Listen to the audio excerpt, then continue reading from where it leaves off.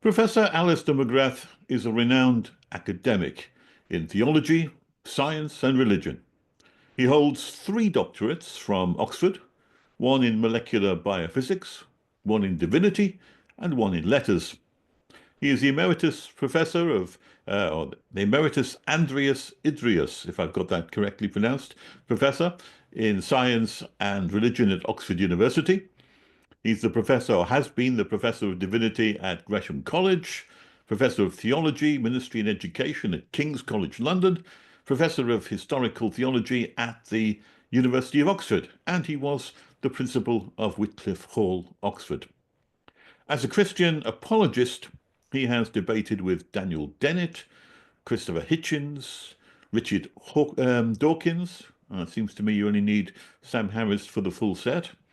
And also Peter Atkins, Susan Blackmore, Stephen Law, and many others. He is a prolific author. He's written the Dawkins Delusion, the Twilight of Atheism, and over 50 books. In fact, I couldn't actually find out how many, but certainly over 50 books. His latest book is Why We Believe, Finding Meaning in Uncertain Times. So, Alister McGrath, welcome. Well, it's great to be with you. I'm looking forward to this very much. Me too. So, do you know how many books you've actually written? No, I don't. I mean, I have a list of them somewhere, but I enjoy writing. It's a hobby. Let me ask you a basic question, and the first question is going to be, why do you believe? Well, I think we all believe, whether we like it or not. I think that's one of the points I try to make in this book, that the minute you start taking any view on the meaning of life or what is good, what life is all about, then you're going beyond what evidence is able to actually deliver. So there's a certain sense in which you're saying, I am actually stating something that I very much hope is true, but I can't actually prove it's true. And I think that the book is trying to make the point that we can prove what I would call shallow truths, like, well, 2 and 2 make 4.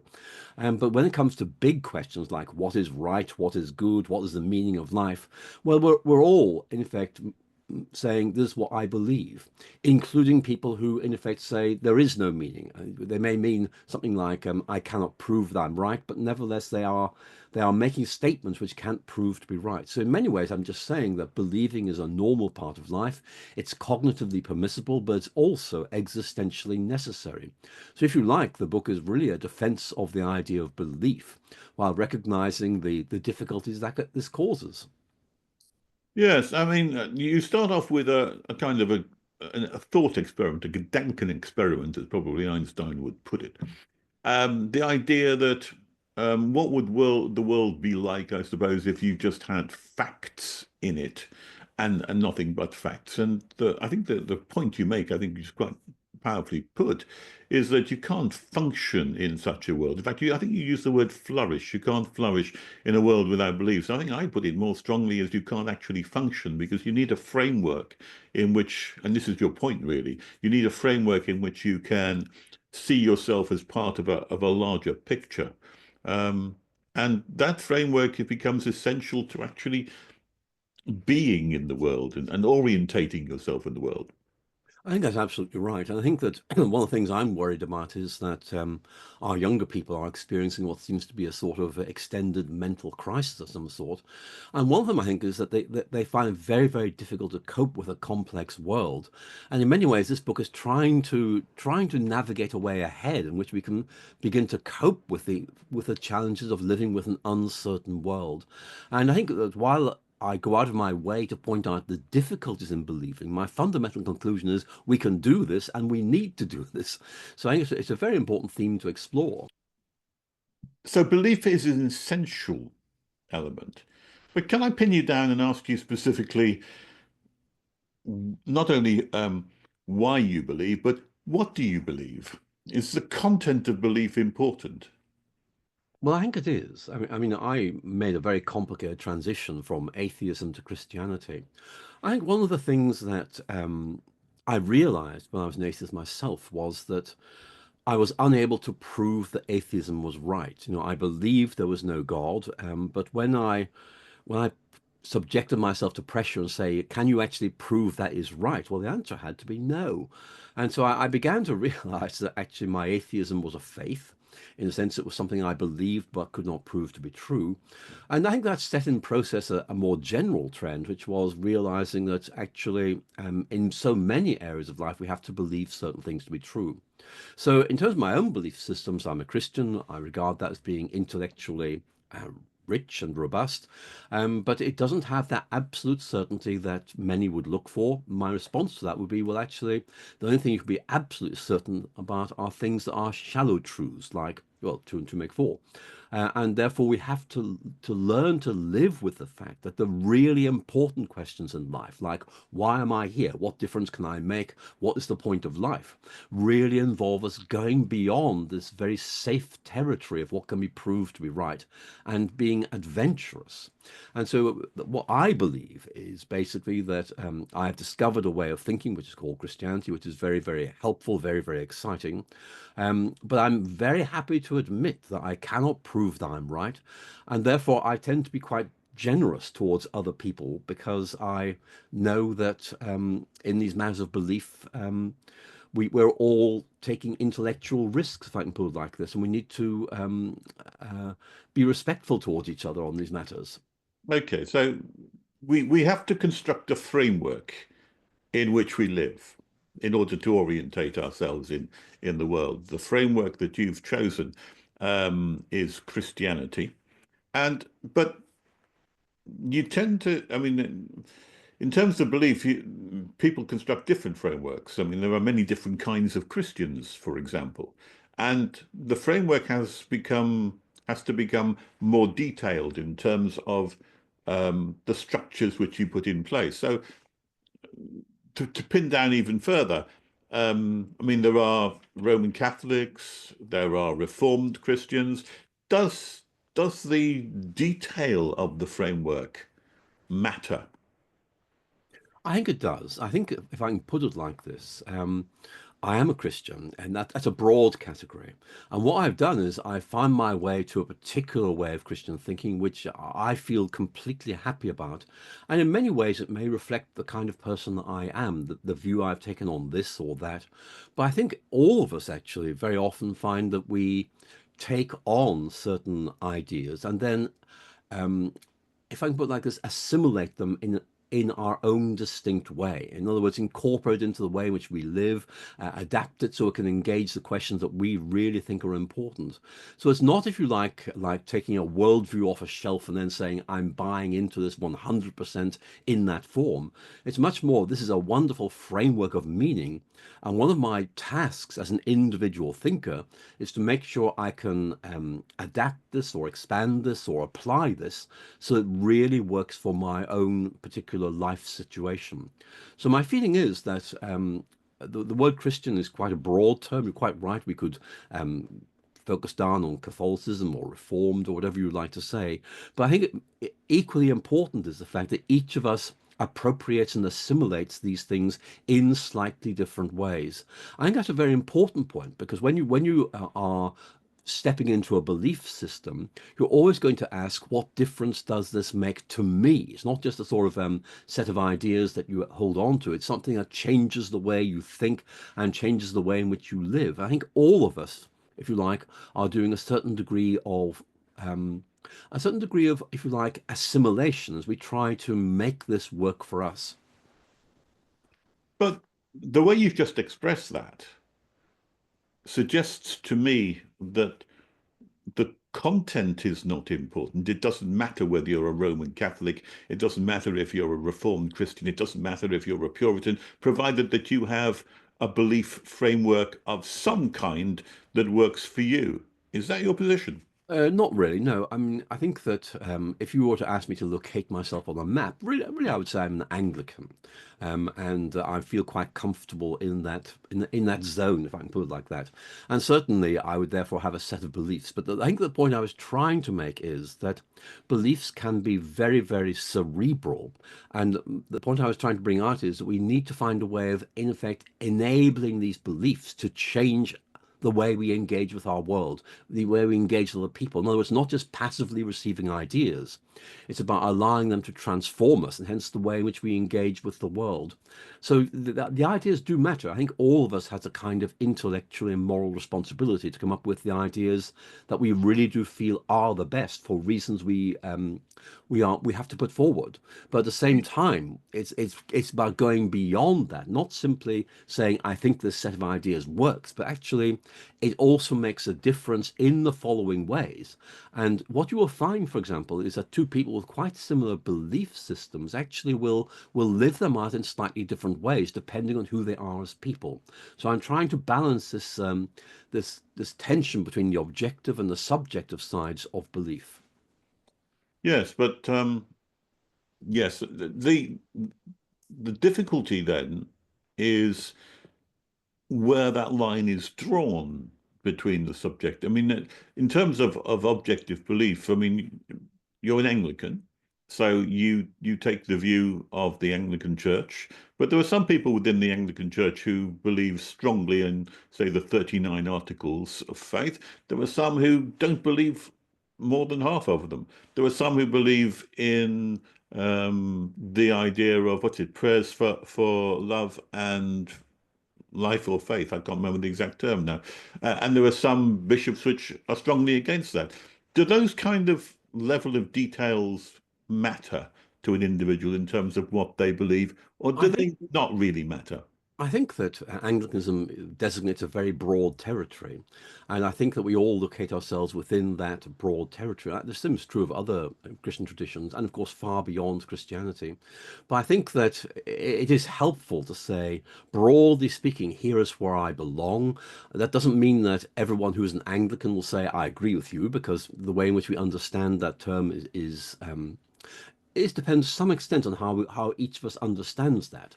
But I think the point I'm trying to make is that each of us is not simply called on to develop a set of ideas and say, I believe these to be reliable, but also saying, and if I believe these, they're going to change who I am. I'm trying to get away from this idea that belief is simply the passive reception of ideas and moving forward to the active construction of mental worlds, frameworks that really enable us to help us to inhabit the world meaningfully. And I think that we talked about this very briefly earlier, but we could perhaps look at it in more detail, which is that beliefs are really important for human flourishing, for human well-being, because actually all the research shows that if you feel you have found a very satisfactory way of thinking, and it actually gives you the ability to cope much better with the difficulties that life forces upon us. Okay, now moving in that direction, though, and there is a question which immediately arises in my mind, is that the argument which is being presented then suggests that it doesn't matter what you believe, provided that enables you to flourish. But I Well, I don't think think you're really saying that. not really. I think what I'm saying is that each of us really has to think very hard about what we believe to be true. And I'm not saying you just believe anything you like. I don't accept that at all. What I'm saying is that I've a set of beliefs and I've thought them through and I believe that they are reliable and trustworthy, but I also know I can't prove them to be true. So I'm being very honest about that. But the point I'm then making in addition to that is it's not enough to simply have your set of ideas. You need to ask, what difference do these make to the way in which I think about the great questions of life, like what is the meaning of life, what is good, how do I secure it, and so on. And so I'm trying to say that we can't just say, I believe certain things. You have to say, what difference does this make? And how does this enable me to live meaningfully? And indeed, one of the things I reflect on in this book is whether the quality of life that as a worldview enables might actually be an indicator of how reliable that worldview is. So a lot of very interesting questions opened up by our reflections. So what we haven't specified, but or danced around a little bit, is that there is truth involved in this. The question of what you believe might be false and it might be true. And if it's false, it doesn't matter if it's going to simply give you a feeling of fulfillment, because it's false, it will ultimately lead to something which won't really benefit you. Yes, I would agree with that. And one of the things I talk about in the book, which I think is a real concern, is this idea, this is my truth, and therefore I'm entitled to believe it, where in effect I become the arbiter of what is true and what is false. And I think I'm very uneasy about that. I think there is something objective beyond us which enables us to say this is right, this is not right. But sometimes it's difficult to actually be able to prove that with the certainty we'd like, and therefore we find that this idea of believing does become very important. But the point I would want to make is that we do need to hold on to this idea of truth, because if there is no truth, then in effect we simply invent what we would like to be true and declare that this is the truth. And anyone who disagrees with us is an idiot or a social undesirable. So I think there's a real need for us to ensure that this question of truth is very firmly regarded as being really important. Okay. Can I pin down Alister McGrath and ask him what exactly you personally believe to be true? Then you said you're an Anglican. Which part of the Anglican Church are you attached to, and why is it important to be attached to that part rather than another part? Well, I tend to think of myself as primarily as a Christian, and I attend my local Anglican church and very happy there. But I think that my own way of thinking actually is much broader than that. So if you like, it's about having an attachment to Anglicanism. But I know so much about Christianity, I'm aware of just how rich this is, and I'm very reluctant to say this denomination has some kind of superiority to another. So if you like, I am attached to one particular branch of Christianity, but I have a lot of respect for other branches as well. And in fact, in my own thinking, I find that many of the writers I'm engaging very appreciatively are Catholic or Lutheran or Reformed, and I go way beyond Anglicans in terms of the people I'm engaging with. So if you like, I'm very reluctant to limit myself or box myself in to some particular thing called Anglicanism. I'm a Christian and I do value Anglicanism for some of its features, but nevertheless, I'm not restricted to it. I'm very drawn to C.S. Lewis, who has this idea of mere Christianity, that is to say, a sort of shared consensual Christianity, which can be attached to a number of different denominational contexts. But for Lewis, the important thing is what we hold in common rather than the specifics of any particular denominational commitment. Yeah. Okay. I was going to try to pin you down, but I think that your view is probably one of great tolerance, even though you've probably got very clear ideas of where you would stand, say, on the inerrancy of Scripture, the Reformation, the 39 Articles of the Church of England. Those things I'm sure you've got very clear views on, but you still have an open view to dialogue with everyone and anyone. I take the view that it's by discussing these things, people who you disagree with, that actually you either move your way to a different position or solidify in the position you take. So for me, a respectful dialogue is really very, very important in helping you to navigate your way to a secure and trustworthy belief system. Okay, let's move on a little bit to an area that you're famed for, which is apologetics and explaining the Christian faith. And in fact, in the face of quite strong opposition in terms of the new atheists of Dawkins and Hitchens and so on. Is it your position that even atheism itself is a belief? I know that Hitchens, for example, claims that atheism is not a belief. But as part of this wider framework that you're talking about, is that not a similar belief framework or not? Well, Christopher Hitchens is a very good example. I mean, Christopher Hitchens has lots of beliefs. If you read his God is Not Great, his beliefs shine out. He believes religion is evil. Now, that evil is a moral value, it's a belief. And also, he has certain beliefs about what Christians think, and they are quite clearly wrong, but they're beliefs. And so, my concern would be that. If I can put it like this, very often Richard Dawkins or Christopher Hitchens present the situation as being fact versus belief. It's not. It's about two different belief systems, neither of which can be proved to be true. And therefore, I think, one of my main concerns about the new atheism, particularly true of Richard Dawkins and Christopher Hitchens, is that they use rational standards to judge other people that they do not apply to their own beliefs. They say, well, we don't have any beliefs, but they do. They have beliefs about moral values.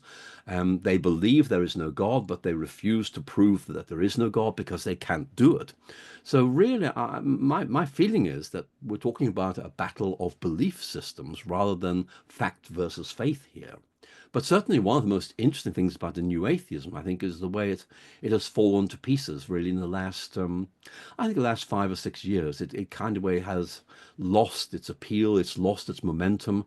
I think many people are just beginning to feel that actually it did not have any existential payload. In other words, if this is true, well, what difference does it make to anybody? I think many people are saying it doesn't really deliver the kind of insights about values and meaning which are so significant to human beings.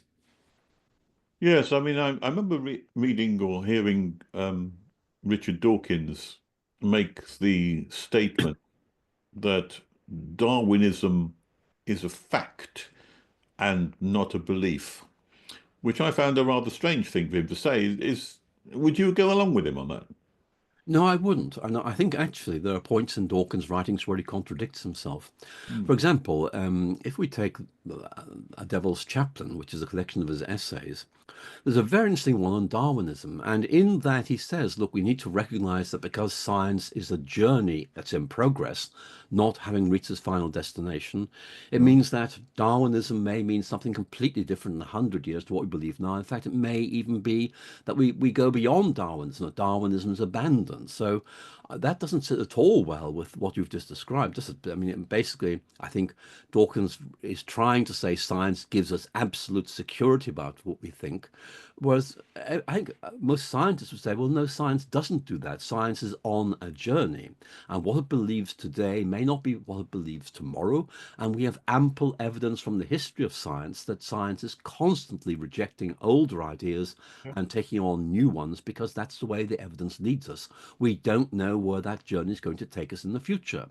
And so I think that I would respectfully disagree with Dawkins on that particular point.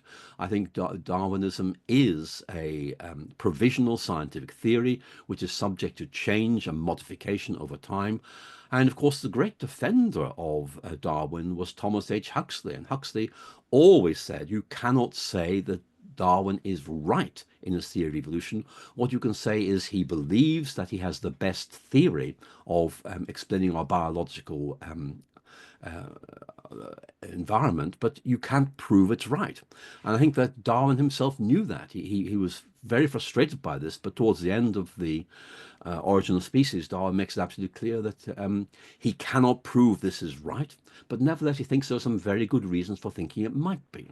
Okay, so Darwinism is another belief system, an alternative maybe, or Well, I think that with Darwinism, it's one of those interesting scientific approaches which has developed a metaphysical dimension.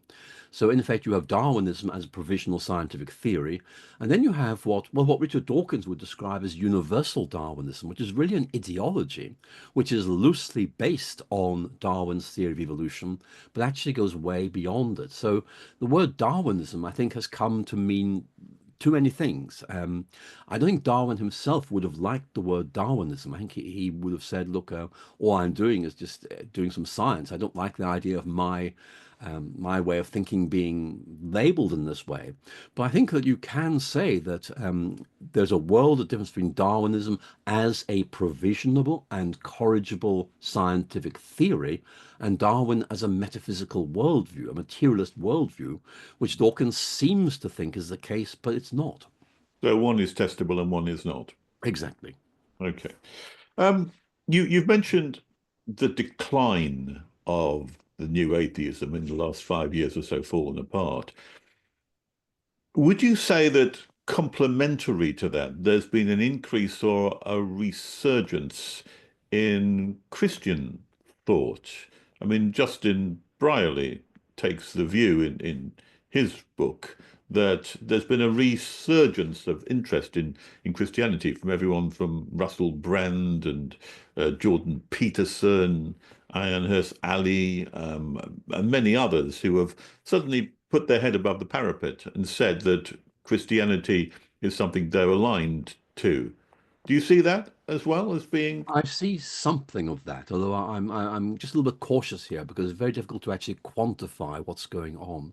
But certainly, if I give an example which might be helpful here, a colleague of mine at Cambridge, Dennis Alexander, and I brought together a collection of papers a year ago. We called the book "Coming to Faith Through Dawkins." And what they're 12 individuals who began by thinking Richard Dawkins is really wonderful. He's absolutely right about this atheism thing. And by the time they had finished thinking about this, and often this took several years, they thought, no, this is not right. And many of them went on to explore and embrace Christianity. So if you like, there is this in what we saw in these people. Now, this may not be representative. What we saw in these people are people who began by thinking Dawkins is very clear, very persuasive, very simple. And as they went further, began to read more widely, began to talk to other people, began to say, this is actually misrepresentation of things. It's very simplistic, not simple, but simplistic. There has to be something deeper and richer. And in the end, going to the Christianity that Richard Dawkins had rejected to find some of the moral values and ideas that they were looking for. So I think there is something here. I think that that there's a, if I can put it like this, a negative response, which is this new atheism is just very, very simplistic. And there is perhaps a more positive thing, which is saying maybe Christianity has something that we've missed or that we need to come back and look at more closely. And I think in that respect, Justin Brierley is right, because we are seeing people beginning to think again about this who perhaps might have rejected it in the past. Do you tie that up to any particular kind of eschatology? Any idea of how things evolve in the future from a theological point of view?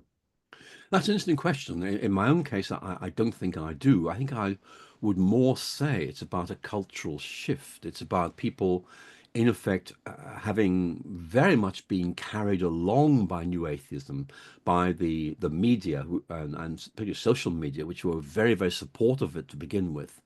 And then gradually begin to realize it was not that simple. And we see here this very important tendency, people saying, I need to have a worldview I can actually believe in, not simply something that's asserted to be true, which I'm obliged to accept because everyone else says it's right. It's a resurgence of personal ownership of beliefs, whereby you think about what you believe. And I think that when you begin to think critically about Dawkins or Hitchens, you begin to realize there's an awful lot of problems with the viewpoints they're articulating. And in fact, looking back over some debates I watched of Dawkins or Hitchens speaking to other people, I noticed they were very, very hot on critiquing other people, but actually were rather more vulnerable when it came to articulating what they positively believed themselves. In other words, they didn't really have very much to say, and everything they said was clearly a belief. Going back to the point we were making earlier in this conversation. So I wonder if other people have noticed that and beginning to feel there has to be some way of navigating this complex world, which is able to avoid the problems that the new atheism seems to be having.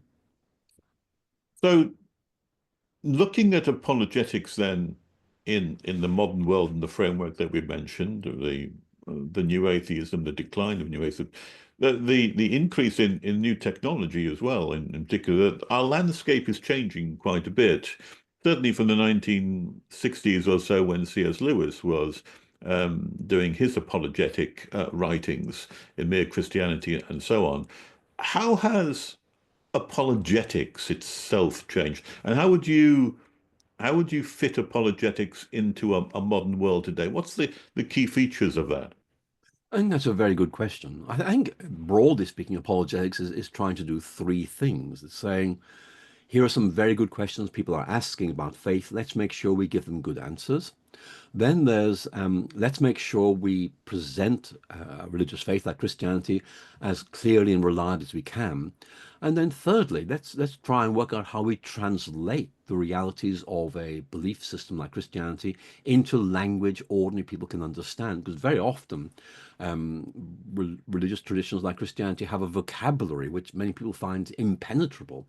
So there's three things going on. Now, traditionally, apologetics has been about arguing, saying in effect there are good reasons for believing in God, there are good reasons for critiquing atheism. I think that remains to be important. But we are seeing, I think, a change whereby people are asking not so much the rather intellectual question, is this justifiable, but rather, what difference would this make to me if it is true? In other words, there's a deep existential dimension to this, where people are really looking for meaning and not simply something that is factually correct. So I think that that's a shift, that we're seeing a growing interest in the way in which Christianity, for example, is able to generate and sustain meaning and moral values and also human flourishing. So I think there's been a slight shift there. I'm not saying people have given up on saying, let's try and show Christianity is right. I think there's a realization that something can be right without having any existential relevance at all. And therefore, apologetics very often now focuses on the difference that Christianity makes to human well-being, to flourishing, and also, of course, this whole question of how we find meaning in life. Apologetics has shifted somewhat, and in terms of its approach, there are a number of different prominent people and roles and organizations which are engaging in apologetics. I just wondered if you had a view on them. So, for example, Stephen Meyer and his direct confrontation with evolution and Darwinism and the Discovery Institute and people like David Belinsky as well. What's your view of that as an apologetic approach? Well, I think Intelligent design, in other words. The intelligent design movement, which is linked with the Discovery Institute in Seattle, is really, I think, offering a critique of a certain interpretation of evolutionary theory, which goes beyond science. Going back to our earlier conversation about Richard Dawkins on what that word Darwinism means. I mean, the Discovery Institute is very keen to critique Darwinism as a worldview, which says, in fact, there is no purpose or no design in the world. And I can see the merits of that. But I think that my concern is that what we're talking about here really is the critique of one particular interpretation of Darwinism, when of course there are many, many others as well. So I think I'm just a little bit cautious here, because I think that I know so many evolutionary biologists who have much more reflective views on both what evolutionary biology means, what it has to say for deep existential questions about human existence. And if I can put it like this, there are other approaches to evolutionary biology which give us much more satisfactory views of life. And so my own interest really is not so much critiquing metaphysically inflated views of Darwinism, is much more trying to say, let's see if we can have a dialogue between Christianity and evolutionary biology to show why, for example, Christianity's views on purpose or meaning actually can fit in very well to some important themes in evolutionary biology. Okay. What do you make of the more, let's say, less scientific approach, but more scriptural orientated approach of someone like Ken Ham, who is apologetic in his whole approach to science, but takes it on in a very strongly confrontational way, putting Genesis at the very heart of what he says, and presenting his answers from Genesis as being absolutely essential, he says, to the Christian faith. What would you make of that? Well, again, I've read some of this material and I can see where it's coming from. I don't agree with the approach, I'm afraid. First of all, I think that it does rest on a particular reading of the book of Genesis, which not all Christians would agree with. But I think that the main point I want to make is that the most productive and interesting arguments are not saying you're wrong, but rather saying, look, actually, there's a better way of looking at this. And so my own interest in the interface of science and religion, I think, would lead me to say that one of the most profitable and helpful ways of debating the relationship between science and faith is not so much the kind of answers in Genesis thing, which I don't really agree with at all. I think it's much more offering instead an approach which says that science is very, very important, but it can only answer part of our set of questions. And when it comes to existential questions, we need to use a different intellectual toolkit. And so the I tend to use is that science is about helping us to understand how our world functions. But religious belief is about understanding questions of meaning and value. And we do need to deal with both of these questions. And my point is that science, if you like, is one toolkit, which means we use this research method to answer some questions, but that doesn't answer all questions. We need additional toolkits. And my favorite philosopher here is Mary Midgley, who died a few years ago. But Mary Midgley was a very interesting public philosopher here in Britain. And she made the point simply that you cannot say there's only one method that gives you answers to every question in life. There are lots of different ways of answering questions, and we need to maximize these if we're going to really have a fully rich encounter with reality. So my response to Ken Ham would be much more to say, look, it's very important to show that science is brilliant in terms of its use of its research tools appropriately. The problem is that some scientists go beyond their intended limits and apply a research method developed for one specific set of questions to a much wider set of questions. I've mentioned the atheist philosopher Alex Rosenberg as a very good example of someone who does this. And I think I'd use the word scientism to refer to this idea that science is able to answer all of our major questions, whether scientific or existential or moral, using the scientific method. So, but what about those areas, though, where, I mean, Mary Midgley may say that there are nuances in those kind of things. But what about those areas where you have mutual exclusivity in the view, and you're forced to choose between one or the other? If I said to you, intelligent design or evolution, which one would you come down on, or could you have both? Well, I would say that what we're dealing with here is a tension between the basic empirical realities and a minimalist theoretical interpretation of them. And then, if I can put it like this, theories which actually are metaphysically inflated. In other words, they go beyond the evidence, they begin to build in additional things.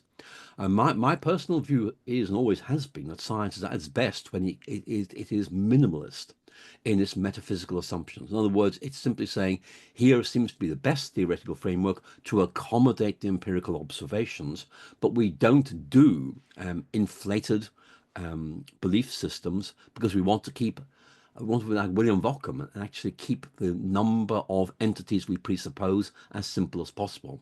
That's one of my concerns about what I called universal Darwinism a few minutes ago, which is actually it is rooted in empirical observation, but it builds in so many additional presuppositions, many of which are not scientific, that really ceases to be scientific. And for me, science is at its best when it keeps as close to empirical reality as it can. So, what do you personally believe then about that? If you have caveats and questions about generalized Darwinism, I mean, uh, does Alister McGrath believe more in terms of intelligent design, or does he believe more in terms of evolution? What's your personal view on it? Well, my viewpoint is that the theory of evolution is perfectly acceptable empirically, and I have no difficulty with it at all. My problem is with people who overinterpret this metaphysically, and I think that that really is where the problems begin, because it ceases being science and it becomes something else. I don't know what you call it, but it loses that contact with the bedrock of science, which is empirical investigation. And so my concern is that very often a movement that begins being very empirical loses sight of itself along the way.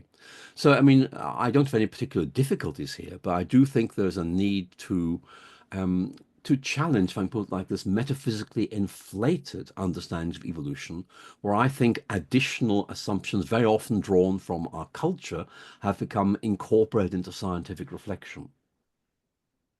Okay, so science and religion are, to some extent, then should not overlap too much because science has its own domain. to extend itself into metaphysics as such, or we shouldn't use it in that kind of way.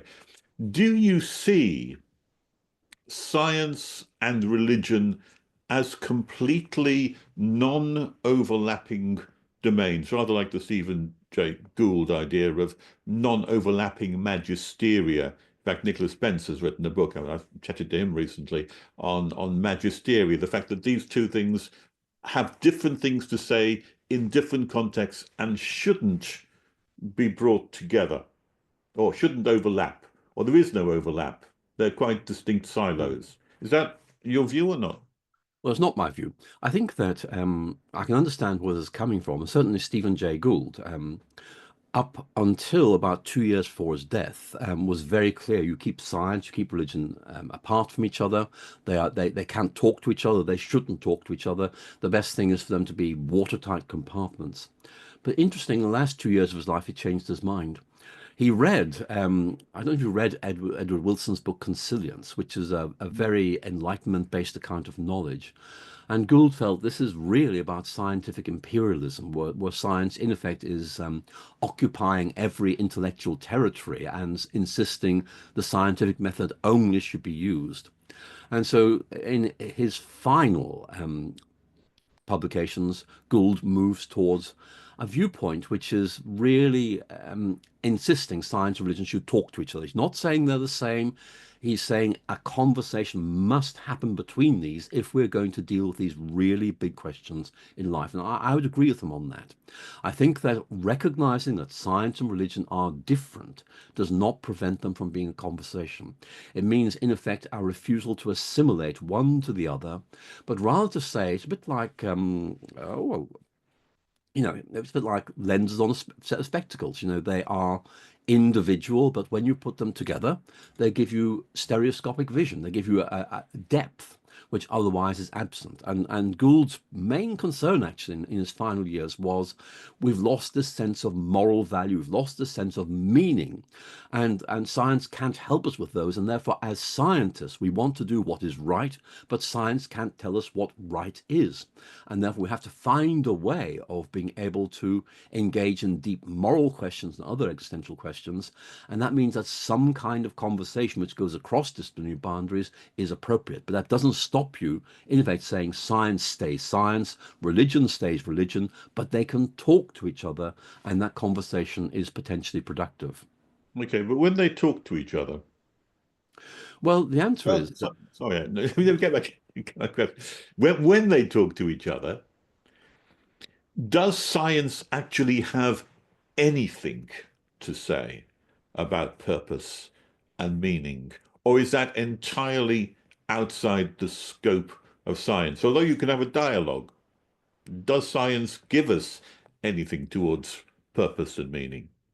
Well, I think that's a very good question. Here's what I would say. I think that empirical psychology, think of, for example, Crystal Park in Chicago, is very, very clear and has shown, I think, very, very clearly that meaning matters to people. It really is important for human well-being.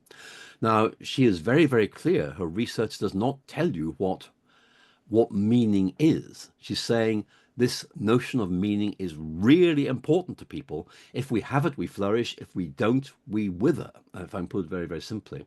And therefore, science is actually here, in one sense, saying we've shown that meaning is profoundly important, but we can't tell you what that meaning is.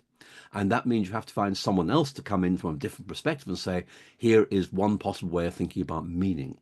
You can show very easily, I think, empirically what human beings feel to be really important. For example, a sense of empowerment, a sense of being part of a bigger picture, a sense of mattering in a very big and lonely universe. But that doesn't tell you what the answers to those questions are. And that's why most psychologists would say that religion is very, very important, because this is the classic location of meaning in life. Religion, if you like, is very, very good at developing and applying ideas of meaning. So I think there's no question of science displacing religion. I think, if anything, science is helping us to see why some things that are linked with religion are so important. But I still think it's helpful to say these are different areas of human activity and reflection, but they do inform each other. And therefore, the ideal position is to be able to have a foot in both camps and be able to talk to them. And my own background as a research scientist actually is quite helpful here. And I think I can straddle these two different divides, and it's quite helpful to be able to do so. Right. Does this divide not go primitively all the way back to Hume, where he says that you cannot derive an ought from an is, so that science is concerned with what is, and religion and belief is concerned with what ought, and you cannot actually derive one from the other. Do you see them in that kind of context? Is that how it is? Well, I think Hume really articulated this divide, this gulf between facts and values. I think that's quite clear. I think people really had picked that up long before him, but he articulates in a very clear and distinct way. And I think, a scientist who very much appreciated David Hume was, of course, Albert Einstein. Einstein basically said, look, we just have to accept this, that there is no easy way of moving from this is the way things are to this is what ought to be. And Einstein therefore said the really important thing to appreciate, therefore, is that science really, really matters, but it is unable to develop its own moral values. Therefore, science has to look outside itself when asked the question, what is good?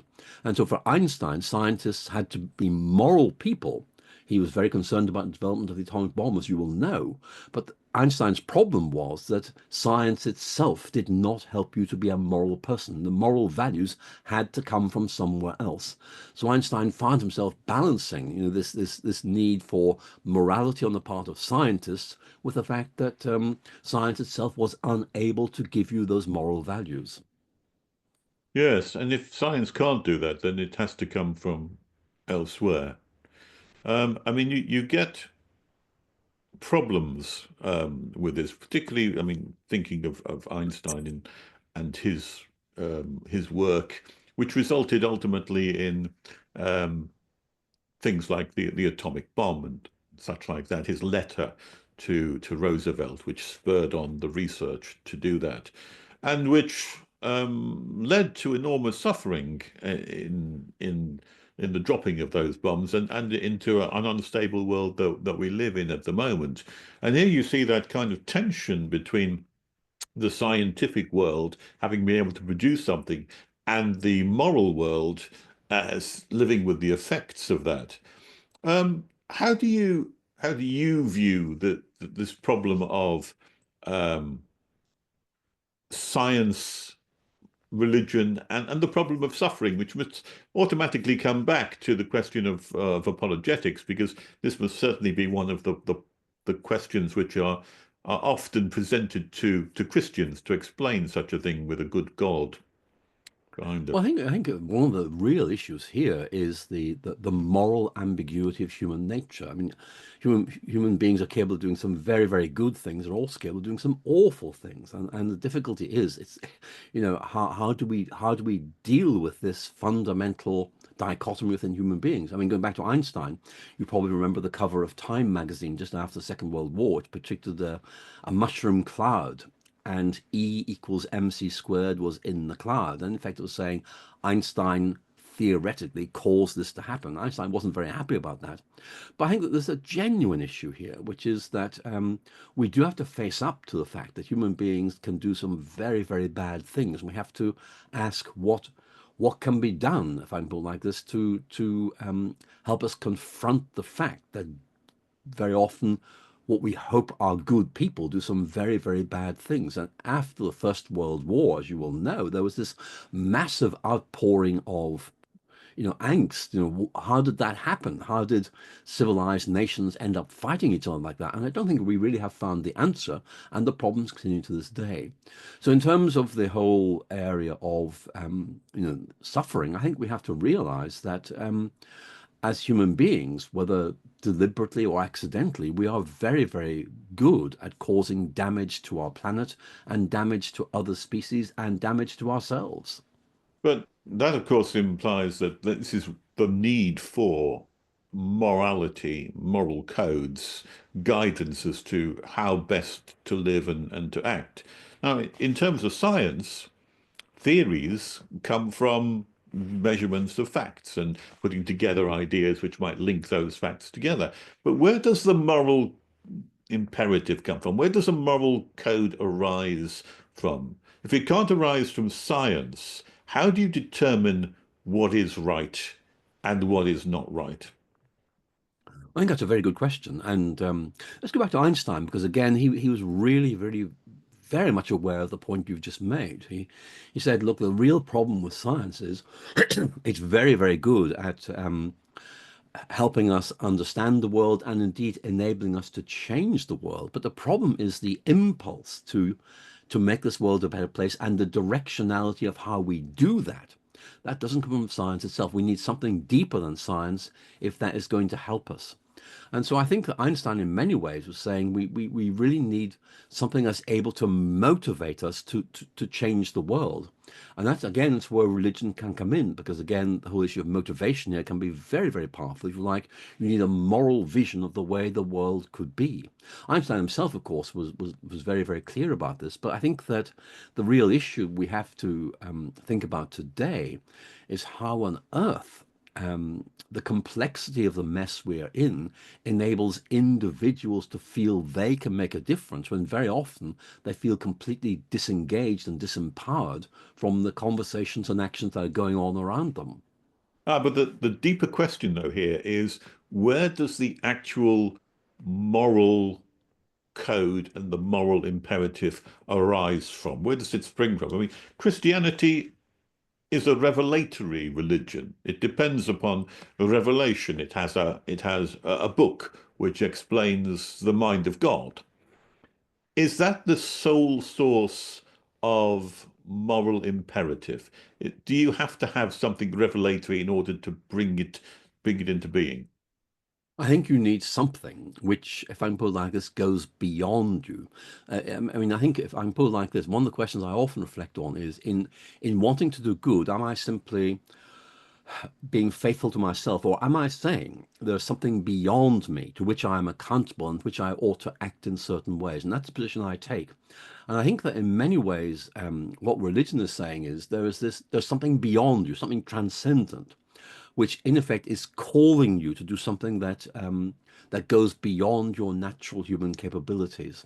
And certainly, going back to the point you raised, if we take the environmental issue, I mean, for example, the idea this world is God's and not ours and has been entrusted to us really does raise some very important ecological environmental issues about how we deal with this world, how we understand this world. Is this something we can exploit for our own advantage, or is it something we're called to take care of and pass on to other generations? So my own view is we do need something that comes from beyond us to be able to enable us to reach beyond our own often rather selfish ways of thinking. And that beyond is God himself. I would say we need some sort of transcendent ground for morality. Now, that indeed could be God, or some philosophers, like Kant, for example, would argue that there has to be something we recognize as lying beyond us, which actually, in some way, enables us to want to act morally and gives us some sort of inkling about what the directionality of the action would look like. If you're a Christian, you have God to direct you in terms of your good behavior or what is right, appropriate behavior. If you're an atheist, then you don't have that kind of an outside um, directive to tell you what is right or not. And yet people like Hitchens and Dawkins would say that they're just as moral as anybody else. Um, does do they have a different means of obtaining morality, and where would that come from? Well, I would never dispute that Richard Dawkins is a moral person. I think he has his own understanding of what morality is, and there may be here a tension between my morality and his morality, but I don't think religion is essential for morality. You can base your morality on something, but the key point is, the issue is not whether human beings are whether atheism is moral and religion is not, or the other way around. It's the question of how are you able to derive moral values if you're an atheist, um, because in the end, you have to say, what is there that's transcendent that I'm responding to, which is not simply something I've invented or some sort of self-serving notion of what I ought to be doing. And my atheist friends tell me that very often they will say the transcendent ground is community as a whole, the idea of humanity as a whole. I'm not entirely persuaded by that, but I think there is a very penetrating question here about what is the ultimate ground of morality. Is it simply these are the views of my in-group which I perpetuate, or am I responding to something that's bigger than me, that's beyond me, which I recognize to be right and therefore want to do in some way? So I think one of the things I've noticed is that as I look at human history, human beings are very good at transcendentalizing things that are actually very, very ordinary. In other words, taking something that's purely human and making it ultimately more than human. And I think of a lot of examples I give, but the key point is you're simply taking something human and projecting it, or making it transcendent, when in fact really it is very, very human. We're coming to the end of our time together, Professor McGrath, and I'm just wondering, as you look forward to the way in which the world is developing, the way in which society has changed dramatically over the last 20, 30, 50 years, with its a different emphasis, different set of moral codes, which presented equity, diversity, inclusion, those kind of things which have now replaced to a large extent Christian morality. How do you see apologetics working in that kind of an environment as you look forward? I think Christianity, my own faith, needs to show it's able to generate livable and existentially significant moral values and enable people to live well together. Um, my own fear, quite simply, is that we have lost so much of our moral consensus that I don't see really how we're going to be able to reconstruct it. And I think the rise of social media has really created, if I can put it like this, moral echo chambers whereby people feel that they can simply step into a community, adopt its moral values without actually asking whether it's right, because this is what they want to be right. And I think that is a real cause for concern. So I'm slightly anxious about the future. I'm anxious about the present as well, I may add. And I don't quite know what the future is going to look like. And I grew up in the 1950s, which was just after the Second World War, and there was this enormous spirit of optimism back then that things are getting better, that we've learned so much from Second World War, and now we're going to get things right. I'm not sure we have got things right, and I'm not quite sure what can be done about it. But that just shows how important the discussion we've been having actually is. We need to make sure people talk about these things and don't accept slick and simple solutions, which very often simply disguise the real problems. Professor Alister McGrath, thank you very much indeed for your time in discussing these issues today. Thank you. Thank you very much.